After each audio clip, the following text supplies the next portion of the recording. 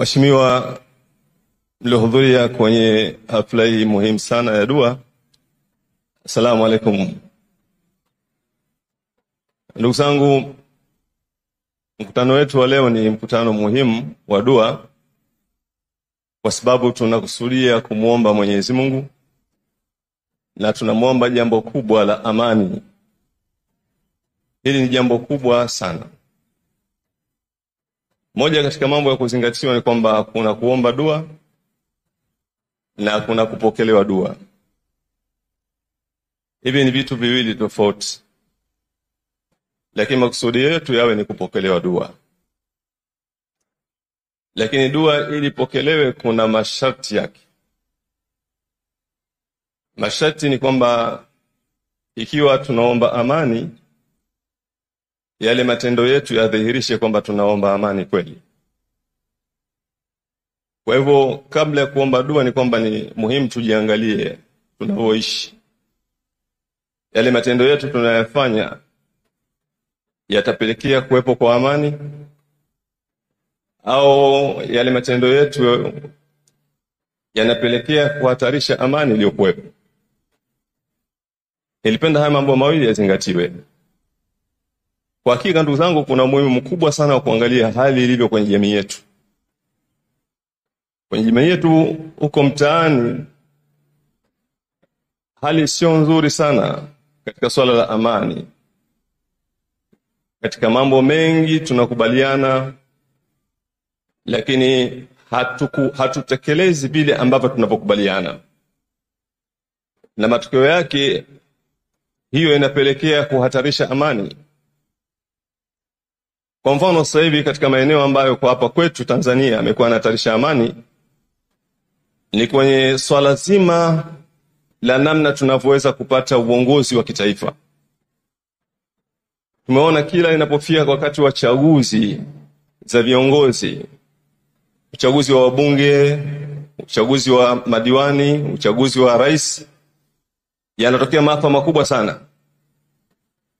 Watu wanauawa, watu wanateswa, watu wanapoteza maisha. Haya ni matokeo ambayo yanafanyika na tunayashuhudia hapa kwetu Tanzania. Mimi nashukulia kwamba mkutano wetu wa leo, lengo letu ni kurekebisha hiyo hali ambayo imekuwa inaendelea huko nyuma. Kwa hivyo kama tunaomba dua, basi tuhakikishe kwamba dua hii tunayoomba tunamwahidi Mwenyezi Mungu kwamba hatutafanya yale ambayo tumekuwa tunafanya huko nyuma na yakaleta maafa makubwa sana kwa wananchi. Ikiwa dhamira yetu ni hivyo, basi ile dhana ya kwamba dua itapokelewa inawezekana. Lakini ikiwa hatuko tayari kurekebisha yale ambayo yanapelekea mpaka yakatokea maafa makubwa kwenye jamii yetu, basi dua tutakuwa tumeomba, lakini tusitarajie kwamba dua itapokelewa. Hizi ndo nasaha fupi ambazo nilipenda nizitoe katika leo katika dua hii ili tuweze kuzingatia mambo haya mawili. Baada ya haya tumombe Mwenyezi Mungu Subhanahu wa Ta'ala ajalie nchi yetu iendelee kuwa na amani, atupe busara kwa wale ambao tumepewa dhamana ya kuongoza, ili tuweze kuheshimu na kufuata yale tuliyokubaliana au yale ambayo tunakubaliana tuweze kuyatekeleza vile ambavyo inavyofanya. Lakini pia tutende haki. Tutendeane haki katika zile nafasi au zile dhamana za uongozi. Juzi hapa mkaguzi mkuu wa mahesabu wa serikali CAG ametoa ripoti yake. Ukiangalia ripoti inaonyesha jinsi ambavyo watu wamepewa dhamana ya uongozi, lakini jinsi ambavyo hawatekelezi yale majukumu.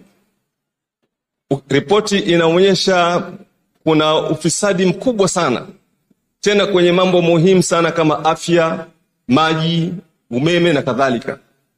Kiasi kwamba huko mtaani sasa hali inakuwa ngumu sana. Leo hii hospitali ukienda, mgonjwa anatozwa, mgonjwa wa figo ili asafishe figo anatozwa shilingi 250,000 mpaka 300,000. Na mgonjwa wa figo anasafisha figo mara 2 kwa wiki.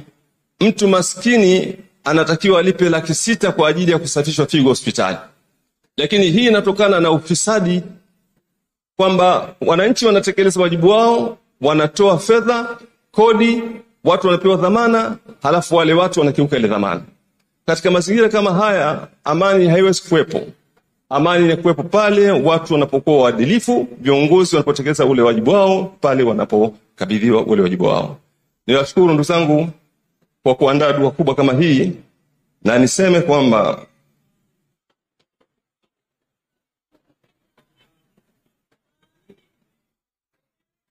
Billahi minashaitanir rajim. Bismillahirrahmanirrahim. Alhamdulillahi rabbil alamin. Wassalatu wassalamu ala rasulillahi sallallahu alaihi wasallam. Tunakuomba Mwenyezi Mungu tufanyie wepesi katika maisha yetu. Tujalie wa Tanzania tuendelee kudumu katika umoja wetu. Tushikamane, tutendeane wema, tutekeleze wajibu wetu kwako sisi viongozi, na tutekeleze wajibu wetu vile vile katika jamii. Assalamu alaikum warahmatullahi wabarakatuh.